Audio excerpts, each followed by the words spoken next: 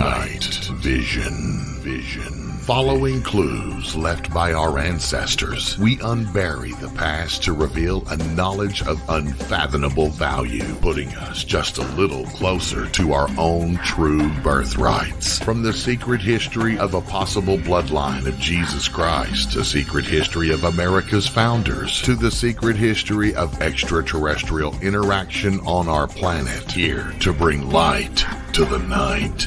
Your host for Night Vision Radio, Renee Barnett.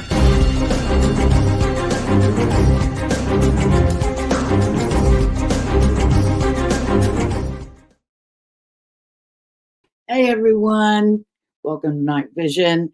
I am your host, Renee Barnett, and I'm going to get right into it. We've got a little bit of a controversial subject matter for all you Templar fans out there. Were the Knights Templar really Christian, as they are purported to be? To find out, we have our historian, Dr. James Martin, with us. He hates it when I call him that, but that's what he is. Hi, James. How are you? Hi, Renee. Yeah, not too bad. Good to be back.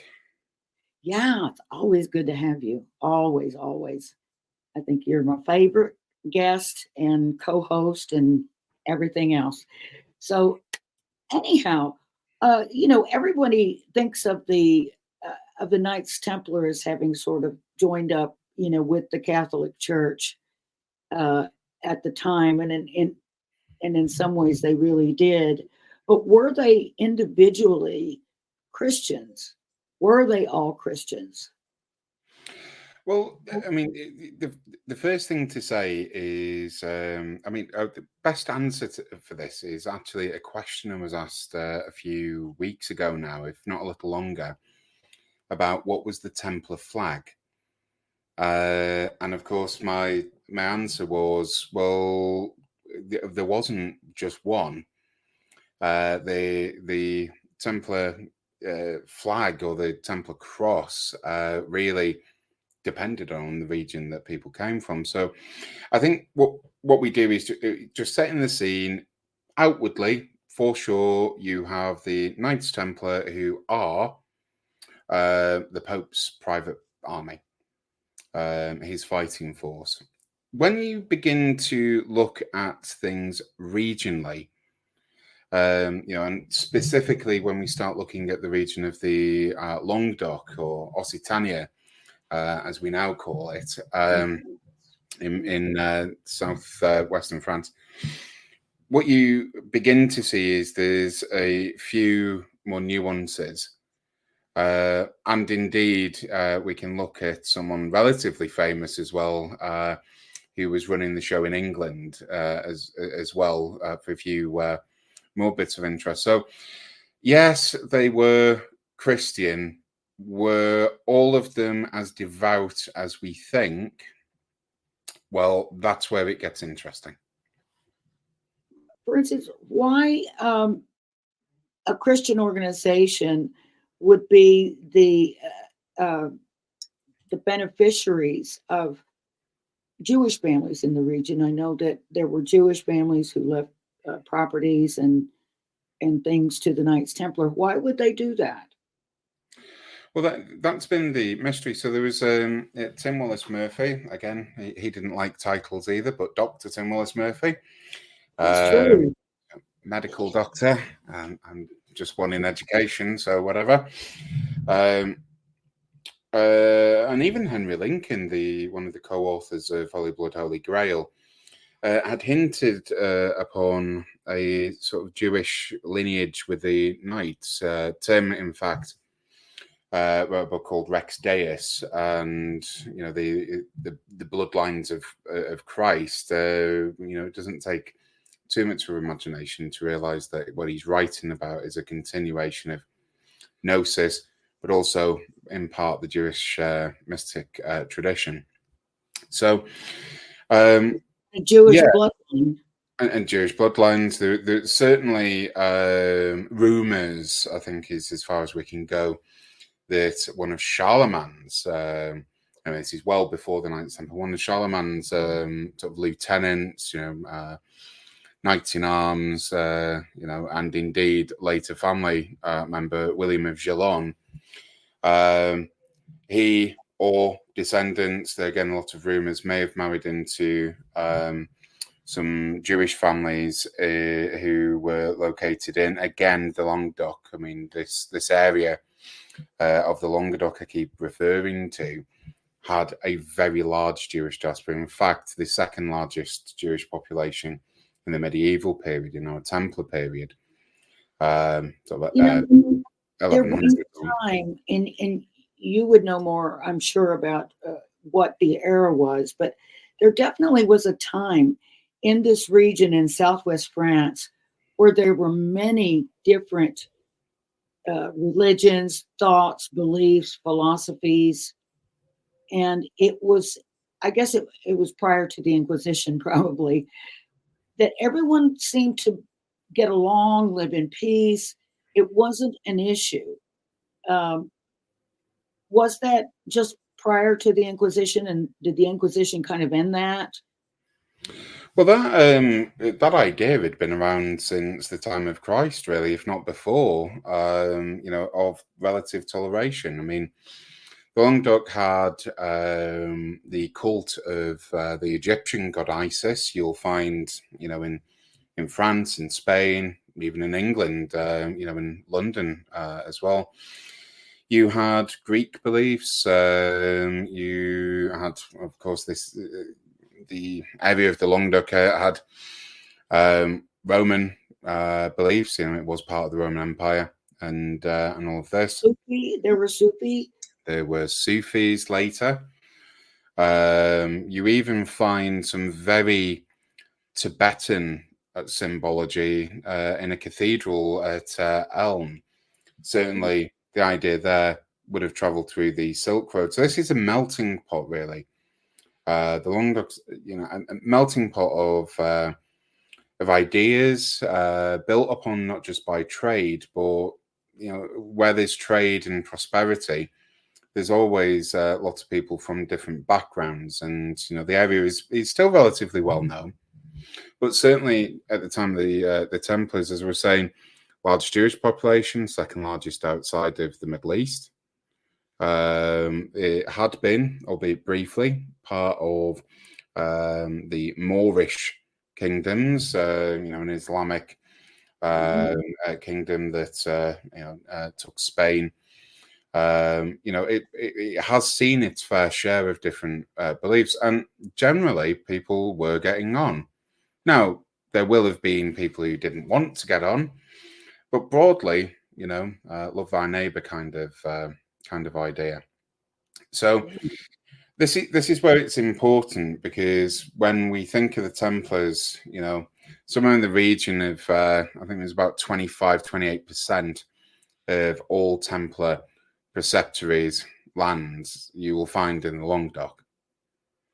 And there's a large concentration. So where we look at that, what we also must recognize is that we refer to the Knights Templar. They're the people on horseback. They're the poor knights, generally speaking. And if I had to summarize, more of them would have been very devout Christians, perhaps, but people who, not all, people who worked for the Templars, who were Templars, perhaps the story is a little bit more varied.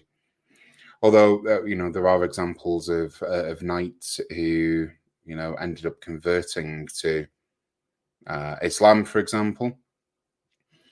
So yeah, it's a much more nuanced picture than what you might read in a book.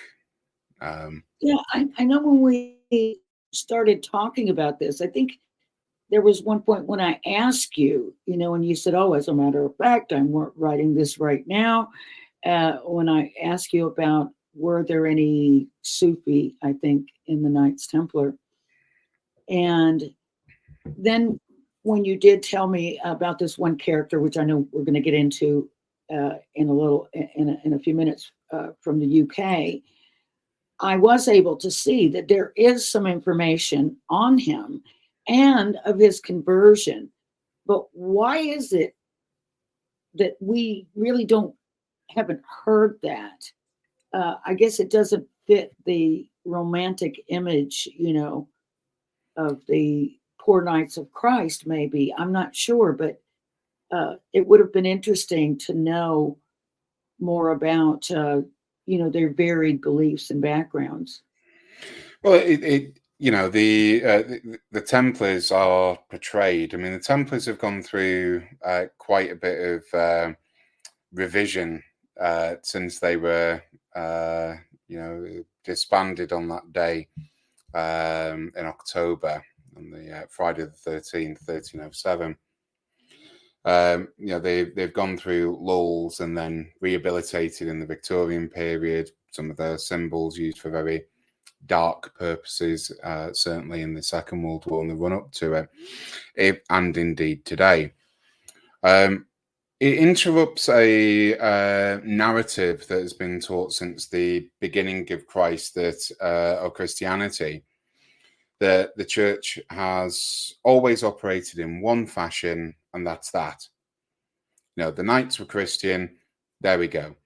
And as I say, yes, of course, a majority of the Knights, I would suggest, if you were to look at them everywhere, were Christian. But we don't get taught the nuances because they interrupt a narrative. And history is full of nuances, just like today's world is. It's never as easy as, I'm just going to go and have a shower.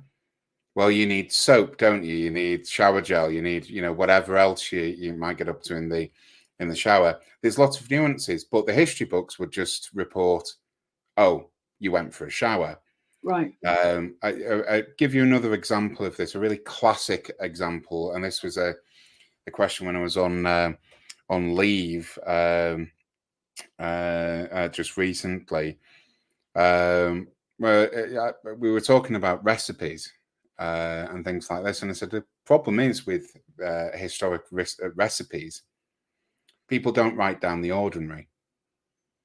Right. So the day-to-day things that we get up to aren't written down, because why would you? You write down, the extraordinary. Right. And so that also is another example of, the nuances and what was actually going on day to day, not being reported. And it's as true for the Templars as I think it was a recipe for some cherry tart that was referred to, but we don't know what, from the Victorian period. Right. Well, it's just the same in genealogy. As I said, I never really imagined that there would be people of historical note in my ancestry. And if there weren't, then that would mean that there would be precious little that I could learn about the people that were in my family. As it turned out, there were a few in there that did have some history written down about them. But it's just like, it would be great to know as much about the person who lived next door, who worked in the tailor shop, or, you know what I mean, what life was really like for people. And we have to look at it, history, through the view of royals and aristocrats, which is totally skewed. Gives us a really jaundiced view of what life might have been like. Yeah, exactly. And, again, some of that nuanced view, if we look at the Templars, for example, we miss some of the stories of individual treaties with the Arab world to benefit the order. This has led to some, although I have to stress there isn't any evidence I've seen, but some have suggested that, in fact, Salah had agreed to become a Knight Templar. We're in an age of chivalry. There is a sort of honor with the order, and certainly with Saladin. Yes, we are talking about very bloody battles, but and it perhaps is difficult to comprehend that there is a a code. We would call it the Geneva Conventions today. But back then, the known as chivalry, which comes from the word chevalier, ultimately meaning that of the horse riders and people who combated on a horse. So there is all of this, and yes, there was a degree of toleration. You're in the Middle East, and in the Middle East, the idea of the Templars outwardly was to protect people on pilgrimage. I have no doubt that happened, but whether that was their sole reason, Come on now. but they're there in the Middle East, and they are with not just Jews and followers of Islam. Here's another nuance. The Islamic world was also populated with the so-called heretics that Christianity before the Inquisition had tried to remove. Of course, to the followers of Islam in this period, it doesn't matter. Yes, you might pay more tax, but it doesn't matter. So you find Manichaeism, for example, alive and well. In fact, it prospered so much so that the last reports of Manichaeists come from 15th century China. I suspect that they actually developed into the Cathars and other belief systems afterwards, but they're there. And this is another one of the nuances. And our knights who are stationed in the old stables of the Solomon's Temple are living and breathing and working with people of a diaspora of beliefs. And this is where I think we should introduce at least one of the characters that we're going to talk about, just one. Can I just say something really quickly that just popped into my head? It may be relevant or not, but I think it might be important.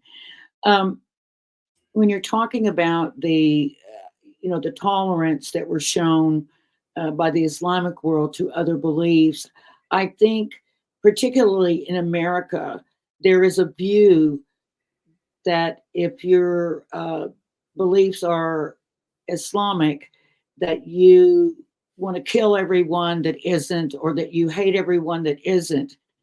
But what we're talking about today is an extremist faction who have sort of co-opted Islam that really has nothing to do with the original Islam and the Islamic world that we're talking about at that time. And I think that people whose exposure has only been to the modern world and the news that we hear when we hear about Islamic terrorists and all this, that's completely not according to Islam. Am I right on that? Yeah, we, again, just a reminder that we shouldn't ever look through today's glasses Exactly. to understand, what was a very brutal period. People were, one crop failure, one failed harvest is death. It was as simple as that. Mm-hmm. People didn't live long. 20, 30 years for some. Yes, some people lived longer, but access to foods was difficult. So when we're considering things like that, there is an exceptional belief system. People really did believe by this period in not just Islam, but Christianity. But we really, really should not be comparing any extremists, even today, just as we don't, when looking at extremists, and make the assumption that everybody is an extremist. It's just not true. So whilst there are religious extremists throughout history, what we're talking about are the people who live next door. That's what we're saying. The people General society. who you work with, and so our Templars, be it knights, also had pages, they had messengers, etc., who were of all sorts of different belief systems, especially in the Middle East. Sorry, I didn't mean to break your flow. So who are we going to be talking about? So the first character, I mean, there's a few, but I just thought let's have a look at a sample, a sort of smorgasbord. We'll not focus on one religion. There's a few others to speak about, but I thought what we would do is just have a look at someone called Robert of St. Albans. Now, Robert was a Templar knight. So he's not someone who's clearing the stables. He is a knight. And he's relatively well known for me, of course, but perhaps would be the most obvious person if you were looking for someone who converted to Islam from Christianity and was a Templar. So we know he's born around the 1150s, 1160s, around about this period. And he dies in around 1187. So again, we're not talking about, people who lived 60, 70. This is a good age for someone at that time. But what we do know is he led an army for Saladin, specifically in 1187. Where he led on behalf of Saladin the Battle of Hattin, and this was leading up to essentially the reconquest of Jerusalem. And so, for those who've seen the film Kingdom of Heaven, you probably get a bit of an idea as to what I'm talking about here. And he is killed just outside Jerusalem during its reconquest. But what's curious is it wasn't just that he converted to Islam. It was the fact that he also married, I think it was the niece, it wasn't the daughter, I think it was the niece of Saladin. Oh, wow. So we're really talking about, I mean, this was quite a blow to the Crusaders, I should say. But if you want to know a little bit more about some of the views on the Knights Templar, for example, William of Tyre, who has an extremely low opinion of the Knights Templar, he thinks they're arrogant. If you didn't like the Knights Templar, this conversion caused ripples. It caused a lot of ill feeling towards the knights, who were seen as being too close to the so-called heathens. And these are reports, as I say. William of Tyre's a good example of someone who is reporting on things like this. He's biased because he doesn't like them anyway, but it caused ripples. Do we know why he converted? Was it so that he could marry the daughter, or was it he had the conversion and then he took an Islamic wife? And was it love or was it arranged? Okay, that's a lot of questions. So, I mean, the exact reason why he converted isn't particularly well understood, but I do kind of get the feeling that what we have here is people who, you've been told that someone's an enemy, and you should, hate this person. But then when you're living, alongside people and you begin to see the influence that, that religion, no, it's not mine, but that religion has on people, it will have prompted thought. I don't think he came to this decision lightly. But I do think that, again, his conversion, and then I think Saladin certainly used it for PR and publicity purposes. But yeah, I do think, I think quite a lot of the Crusades, there were lots of mistakes that were made. I mean, the Crusaders really occupied a very thin strip of land. In other words, they didn't go really inland to sort of buffer. They were totally dependent on deliveries via the sea for food and resources. So I think when you're constantly under threat, my view would actually be that the Crusades did more to prompt conversions than it did to stop them, just because of the poor conditions that people were in and this constant threat of death. And there must have been a time when, like you said, you've been taught that these are the enemies, they're animals, this, that, and the other. And then you get to know them and you probably feel a little bit hoodwinked by what you've been told. So I could understand how that might, like you say, well, I've been lied to by this group and these people are obviously honorable. So I could understand how that might prompt the conversion. I think the other reality is at the time, we must understand that to be a knight is, or to be a Templar knight, you are essentially an armed monk. And with that, if you then start looking at the number of prayer services, starting with matins, maybe a bit of rest, then you've got, X, Y, and Z throughout the day. Well, you compare that to the prayers in Islam. Yeah. Not really too much of a difference. And, I suppose from his perspective, it's the same God also. So, yeah. I think that there's, we should really just, sort of understand a little bit. We have people who convert from a religion to another, or from no religion to a religion, or from a religion back. It's a common, it's a common practice today. But my issue is Robert of St. Albans should be in, most Templar history books.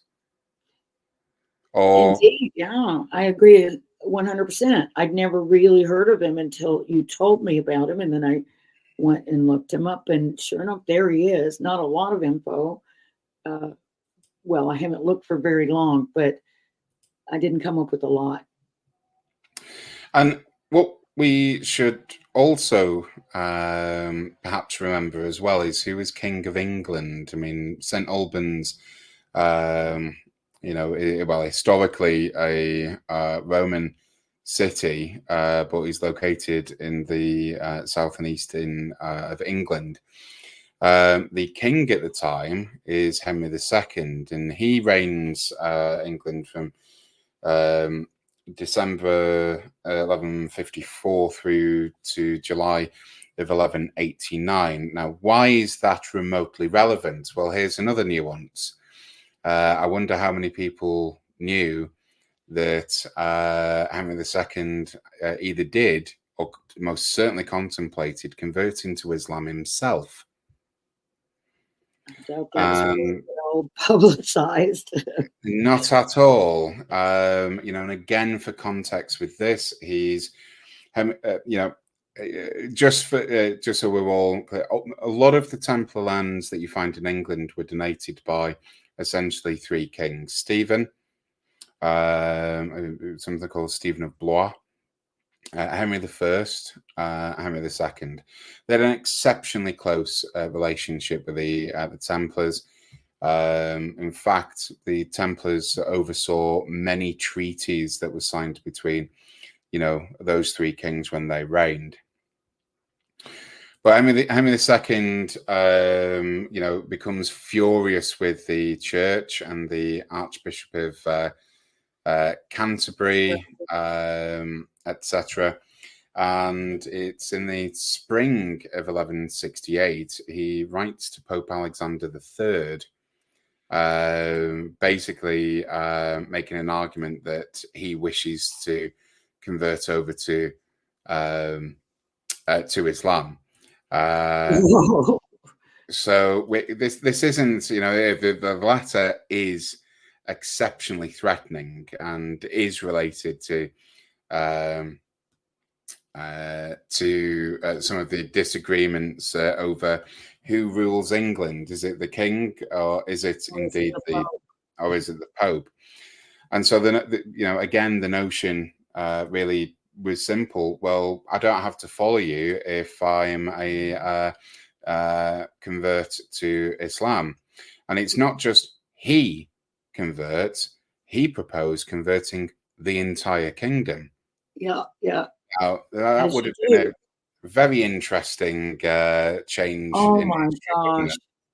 So basically, he was blackmailing or extorting the Pope.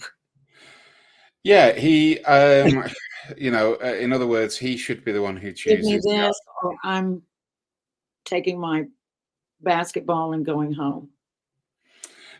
Now, look, the Angevins, the Plantagenets, whatever, sort of interchangeable, were prone and very well known for their violent outbursts. He was a Plantagenet king. Yeah.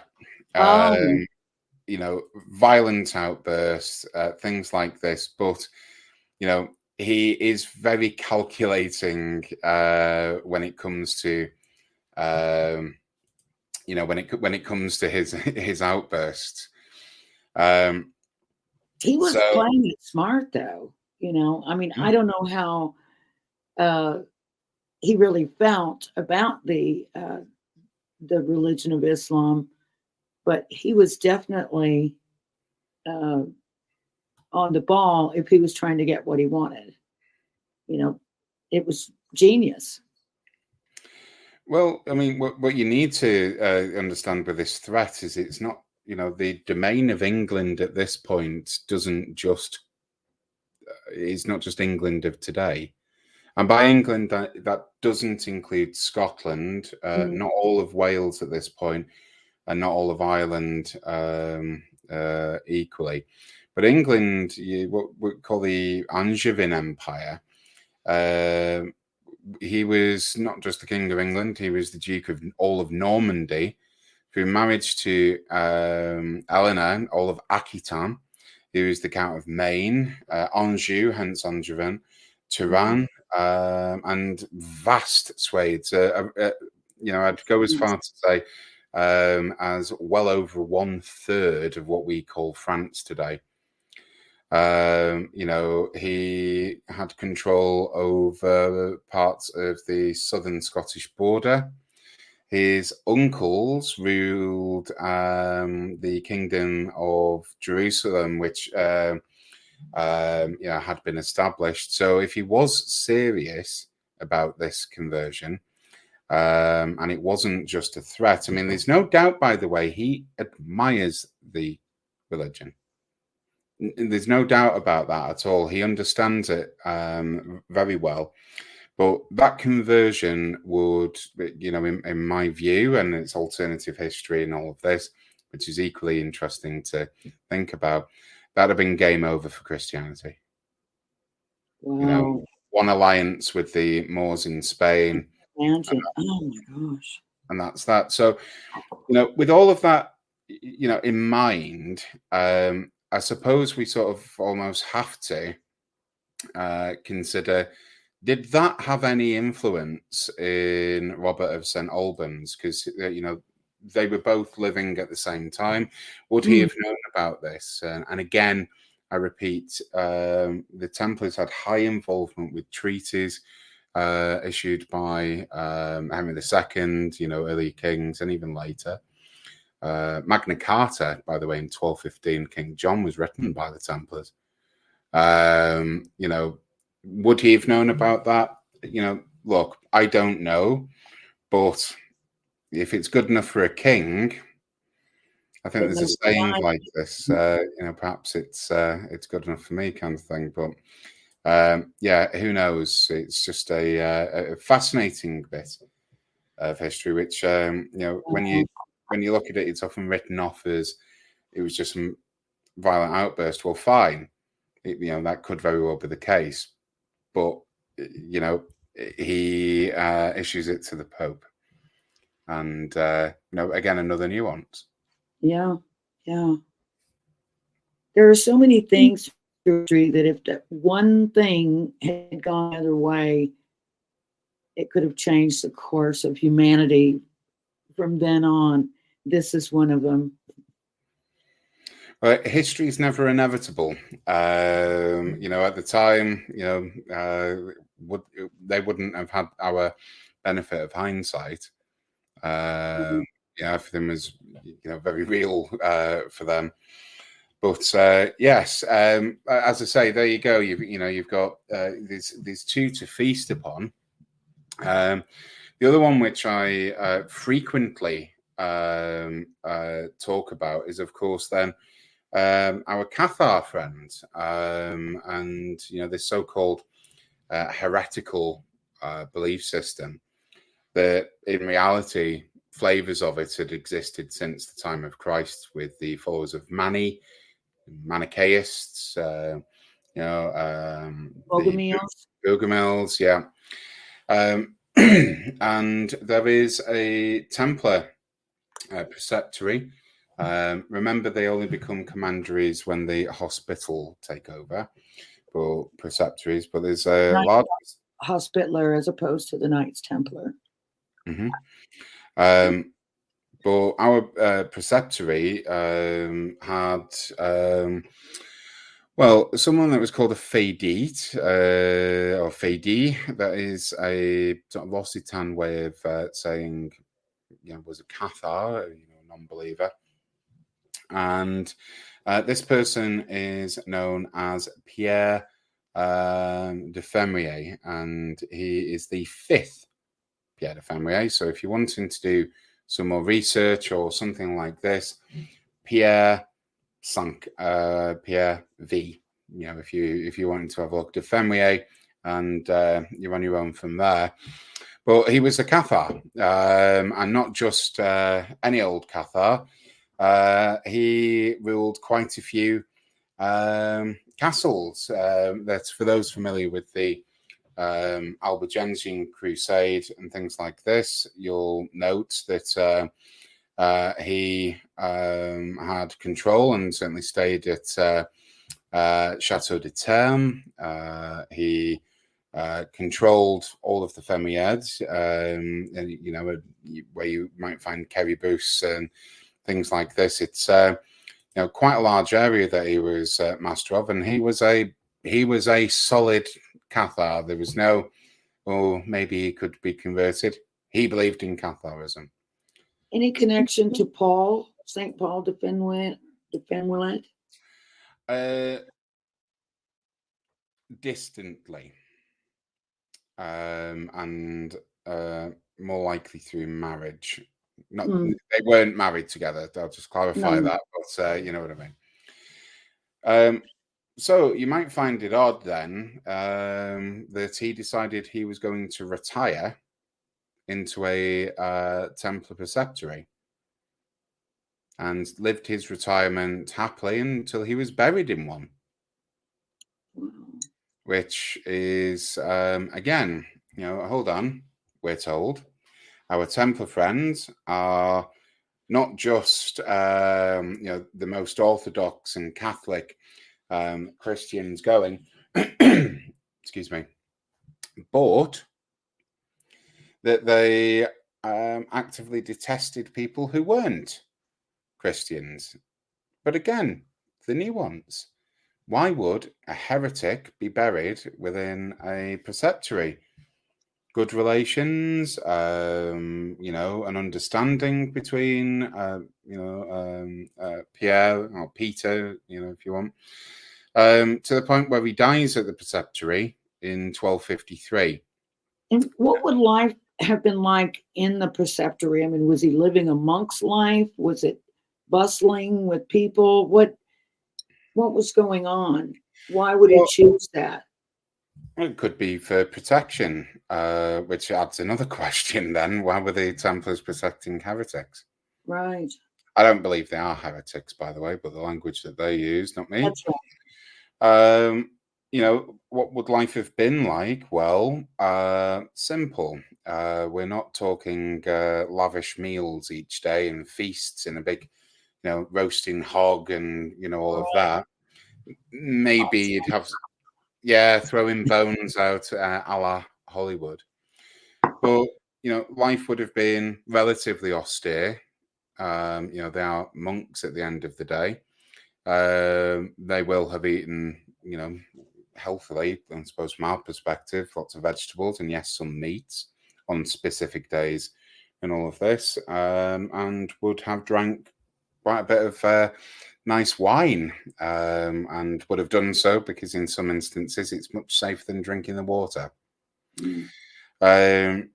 So dependent upon what his quarters would have been like, it's likely, although unconfirmed, that he would have shared a communal living arrangement, including a bedroom. If he did indeed have his own quarters because of his station in life, he is a lord in this way, then again, expect something with a bed, whitewashed, maybe a wardrobe, something very basic. And also, just for you to conceptualize this, yes, perhaps whitewashed, but it's going to be very, very, very dark. Candlelight, perhaps, but it's dark. And as I say, in terms of retirement, who knows? Was he converting other Templars? Had they already been converted? Were in fact our Templars Cathars, or at least some of them? We're not exactly sure. Right. That one. The history tells us that isn't the case, but equally we have a bit of a mystery here. Now, just let's think about where we are so far. When the Templars are disbanded, and there are rumours of heresy, because that's the most scandalous thing the church could come up with. They're told that they're worshipping Baphomet, which some have proposed is Muhammad. That they John the Baptist, a talking head. And of course, John the Baptist is, in excess of 20 heads recognised by the church across Europe. So either a hydra, or perhaps some of them are not him. So it's a, is there any flavour or fragrance of the truth in some of the accusations of heresy? Regrettably, yes. Because, well, not regrettably, but yes, because we know we've got conversions, but they're quite public. How many people had converted privately? You remember, in monasteries especially, it's relatively quiet.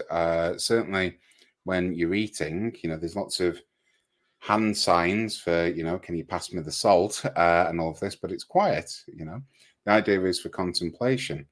Perfect, by the way, for anyone who works within busy cities or in stressful work. I might suggest that that's quite a nice retreat, and certainly a nice place to retire.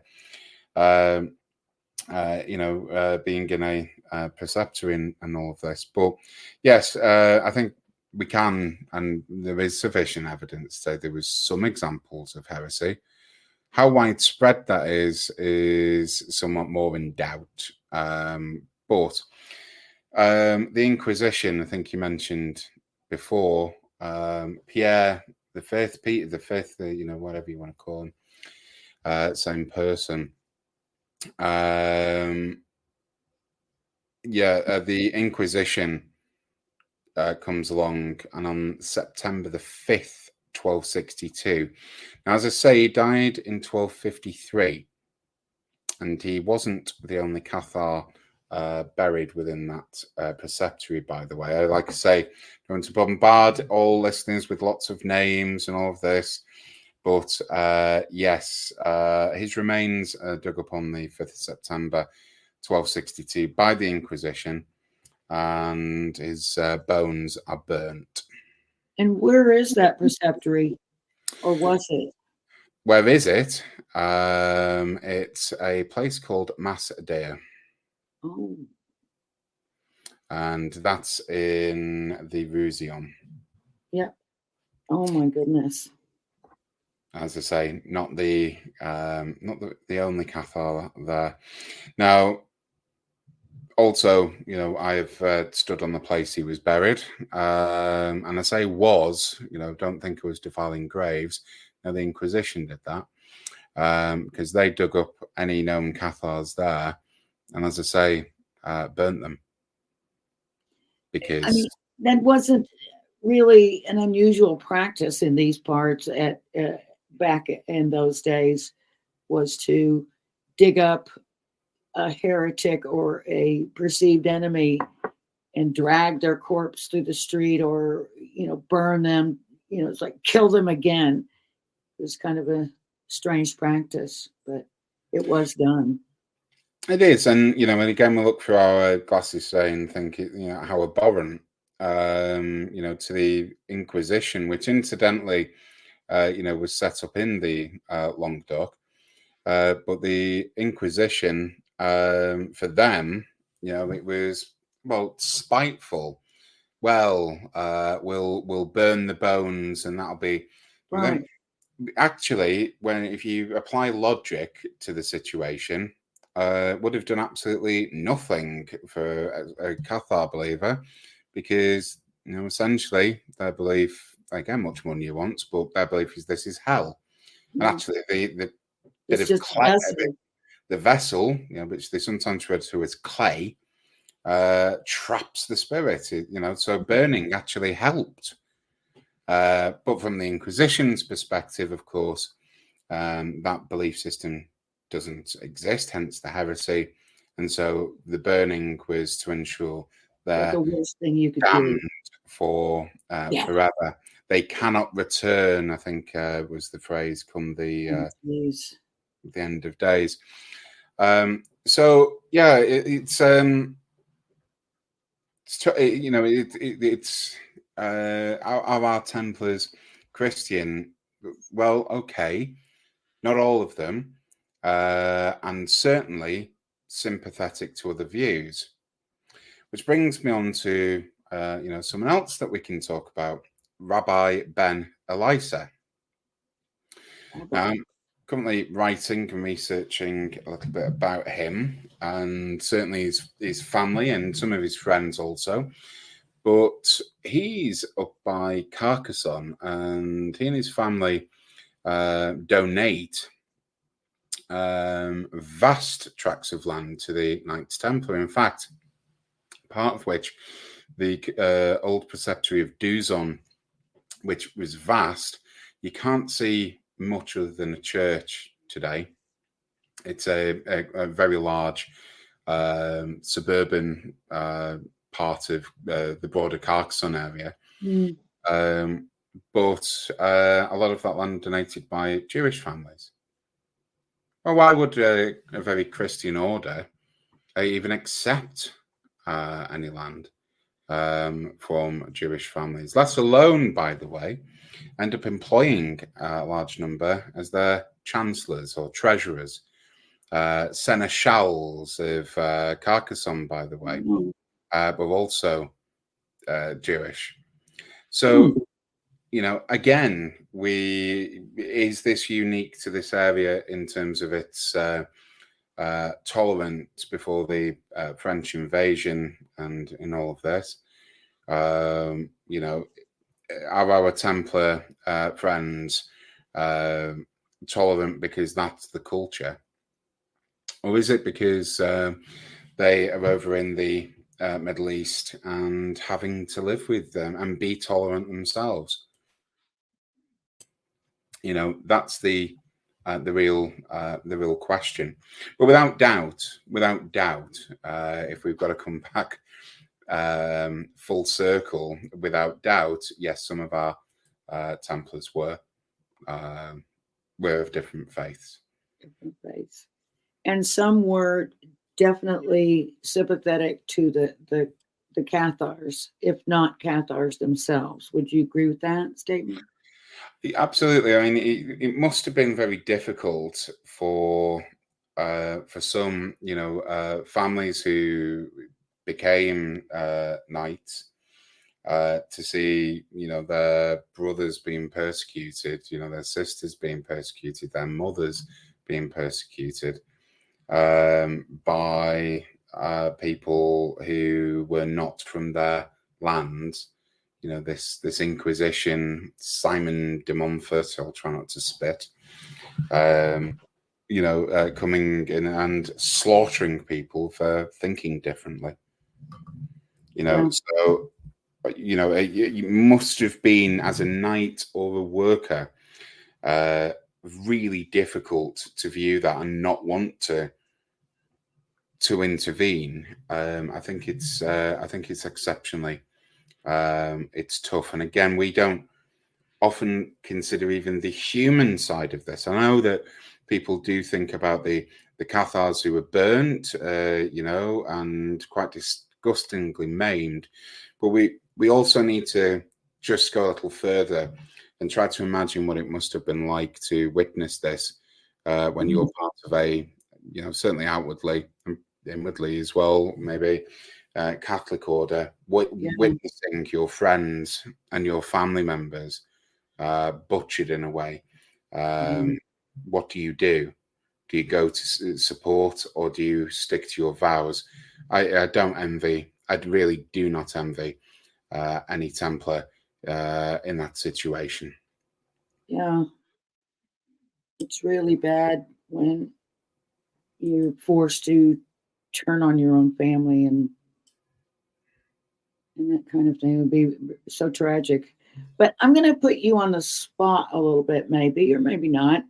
I do know that, the Templars didn't just all immediately die off at, in 1305 or 1307, whatever it was. But, went and were absorbed, changed their names in Spain and that sort of thing. But there are many groups around the world today that are claiming they are the reconstituted, Knights Templar. And I'm not putting anyone down for their interest or association with these groups at all. But but from what I think and what I've learned from you primarily is that there's no need for them to be reconstituted because they still are.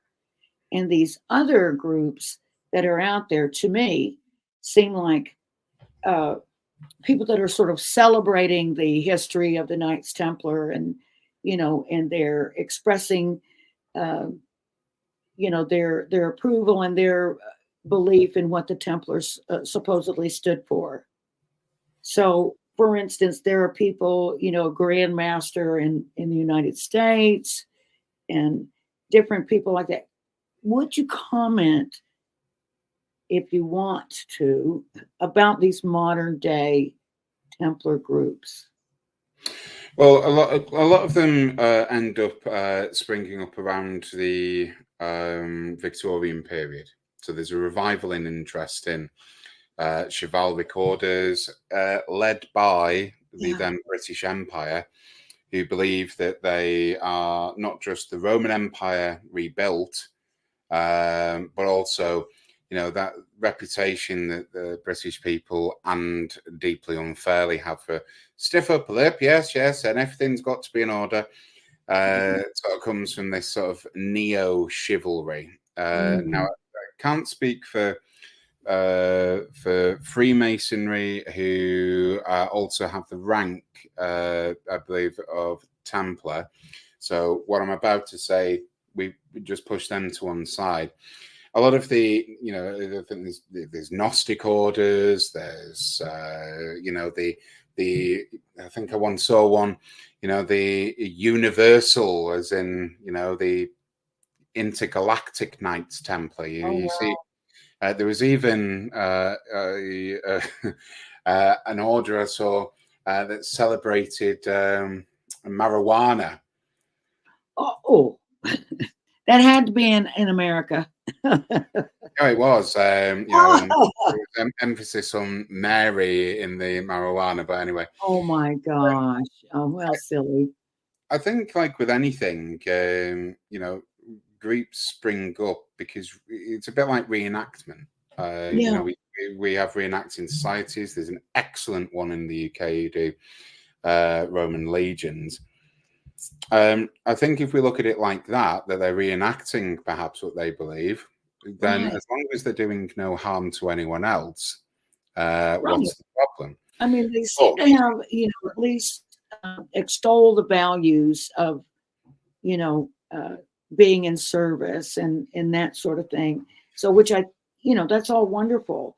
But I guess what I'm getting at is underneath all that, is there still a group or a line of those original Templars and those oh, families? yeah, without doubt. Yeah, And do absolutely. they still adhere to the beliefs and the values? I mean, is there Well, sort of an underground stream? so being a knight wasn't necessarily hereditary. You know, it doesn't go that you know your kids become knights, but those groups, yeah, there were lots of them. You know, I say this out loud, but first aider under St John's Ambulance. So, yeah, I've got a little Right. knight's badge. You know, knight in terms of first aid. But equally, you know, yeah, if you're honoured with the Order of Christ in Portugal, which is a high honor, the highest, I think, honor in Portugal. The Order of Christ was just a rename of the Knights Templar. So, Well, Sir of course, James, I see we've run out of time for we this have episode of Night Vision. now, So, Renee, yes, I'm sorry, I've got to just jump in. I want to just say hello to someone who's very special, and his name's Jimmy. And so I just thought I'd say hello, and I hope that you get to listen to the show. Thank you for having me on again, Renee, and just speak to you soon. all right. Take care, everyone. Good night.